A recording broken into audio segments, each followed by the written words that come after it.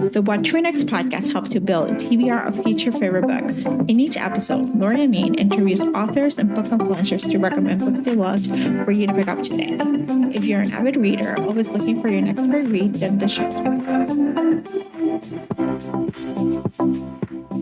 Hi, LV. Welcome to What to Read Next podcast. Hi, thank you for having me. So happy to have you here. Tell us a little bit about yourself.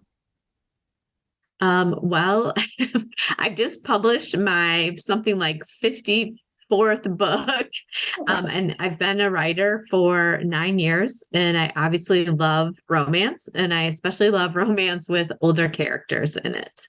Ooh, I love this. Yeah, I saw Prayer and Moon is about divorced mother with a groom and single father with a bride. So obviously these are older characters, which I actually love. So, so talk to us about your writing. When did you get started? Like what led you to write, and how do you keep going 54 books later?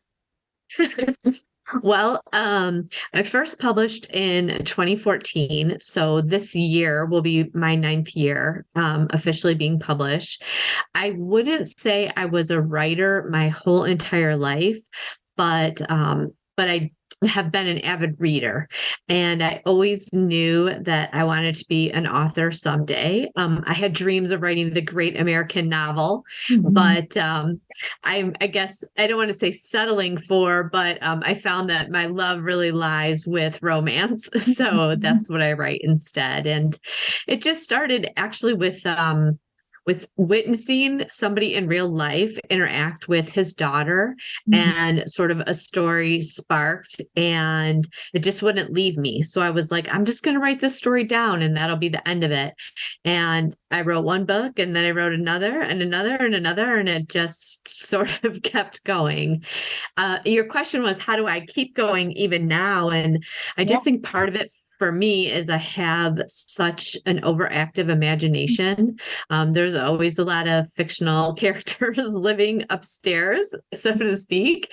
And I really, truly do love writing. I'm the type of person that if I go too many days without writing something, I start to get really antsy and actually even crabby with my family. So I think it's just at this point, like a part of me that I need to do. So that's really good to hear. Like it's something that you found a passion for it, and it gives you a creative escape, but it also gives you like a relief, like it's a self-care act to do it. Yeah. Right, exactly. All right. So let's talk about Parent Moon. What is the elevator pitch?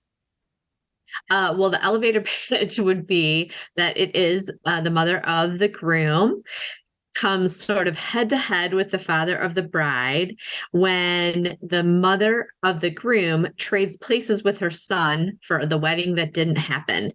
She goes on his honeymoon and deems it her parent moon, and all of a sudden the father of the bride shows up. Dun, dun, dun. in a bed, there's one bed, and there's all the the hotel. Yes. The hotel that doesn't have just have one room with one bed. It's actually a 1-bedroom home that had been rented for this honeymoon. So of course there's only one bed, and it's a tropical setting, so it's just perfect. I love this. So for readers who have read Parent Moon and you're like looking to go back to your backlist, what would you recommend readers to get, to read next from your backlist? I would definitely recommend reading Aftercare, which is essentially my first sexy silver fox. It's sort of the same premise. It's a holiday, getaway. It isn't only one bed, but it's definitely an older couple who meets on a vacation, and to me, they're sort of the most similar. So if you loved Parent Moon, you will love Aftercare. I love this. I love this recommendation. Are you a romance reader, or or something you just fell in love with? Like you need books to have like a happily ever after, or like love stories and stuff like that was engaging in the writing?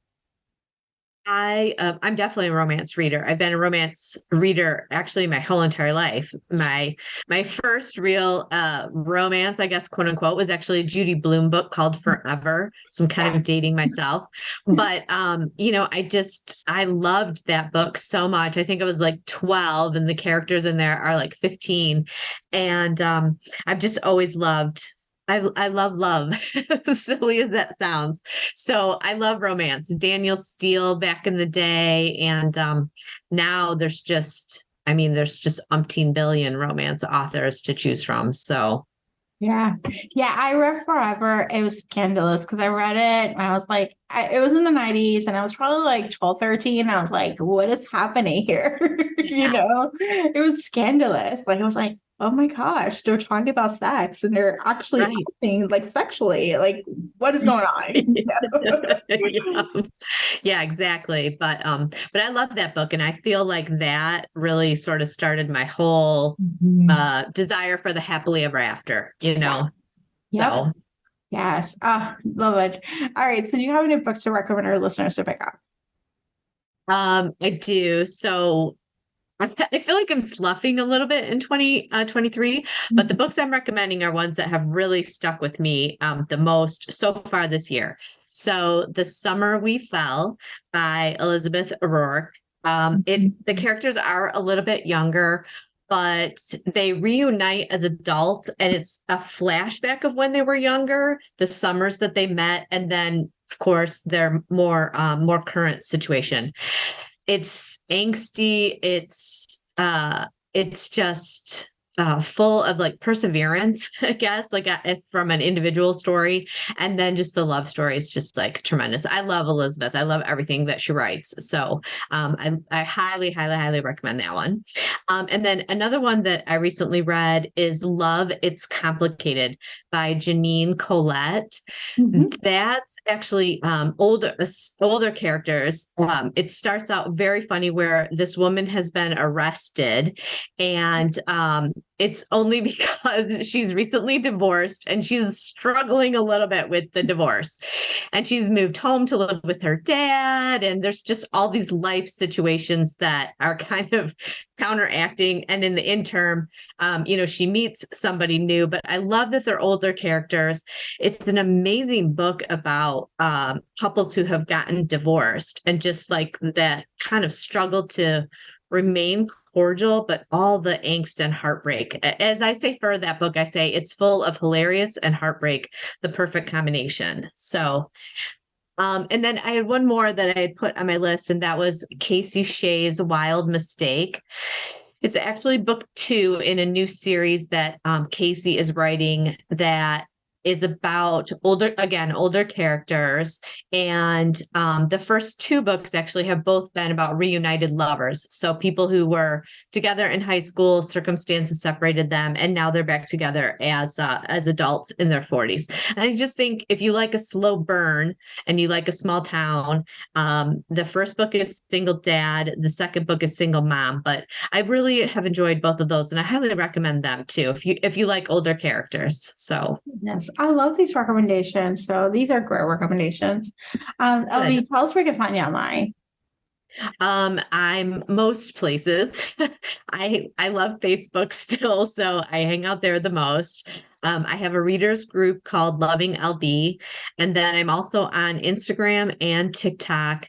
I'm under LB Dunbar Writes, just a whole like little phrase there. And those are really the main places. I do have a website. So, of course, just my name, lbdunbar.com.